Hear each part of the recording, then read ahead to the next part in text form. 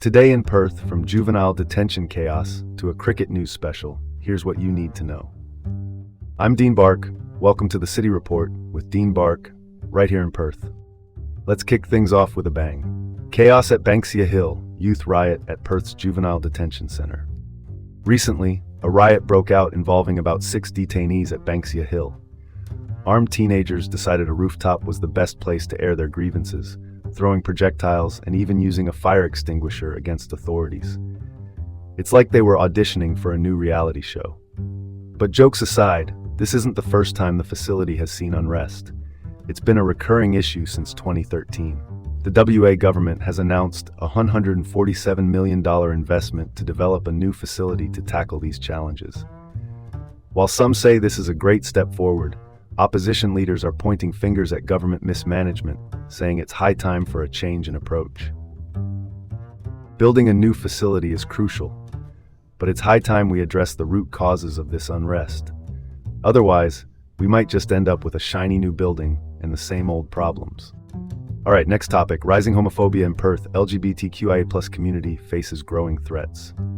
As Pride festivities kick off, there's been a disturbing rise in homophobic abuse and attacks. Since the 2017 same-sex marriage plebiscite, research shows an increase in these attitudes. Prominent figures like former AFL coach Danielle Laidley are even receiving death threats. The community is calling for allies to stand up against this wave of hate. Authorities emphasize the importance of better social media policing and addressing discrimination in healthcare and public spaces. It's a stark reminder that while we've come a long way, there's still much work to be done. The rise in hate is alarming, and it's clear that unity and vigilance are more important than ever. Let's not forget, our strength lies in our diversity. Let's pivot to the next story. City of Vincent urges state and federal support for asbestos management plan. The City of Vincent is seeking aid for the Asbestos National Strategic Plan 2024-2030. Mayor Alison Zaman has raised concerns about the potential burden on local governments. The plan focuses on safely removing asbestos, which can be hazardous if damaged. The Asbestos Diseases Society of Australia emphasizes the need for consistent strategy and funding. As we mark National Asbestos Awareness Month in November, it's clear that without adequate support, this plan risks becoming more of a burden than a solution.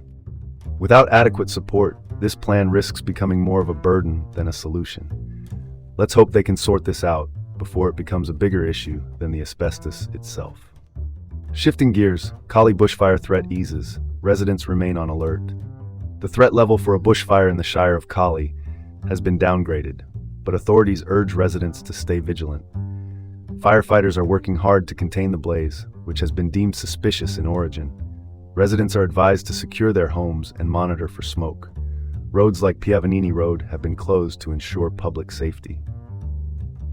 Even with the threat downgraded, complacency isn't an option when it comes to bushfires. Mother Nature can be unpredictable and sometimes downright mischievous.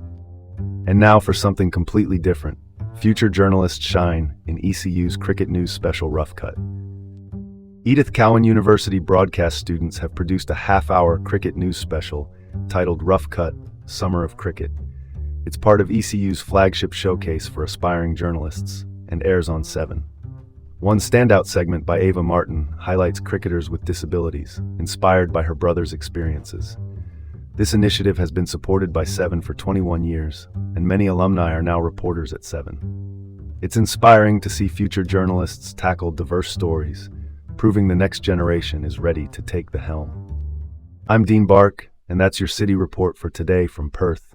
Keep informed, stay safe, and join us again tomorrow.